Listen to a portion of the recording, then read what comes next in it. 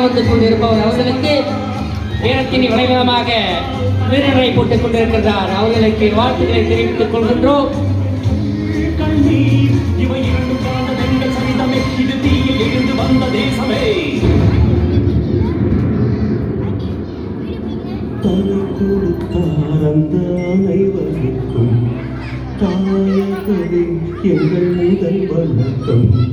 தாயின் மணிக்கொடி சொல்லுகின்ற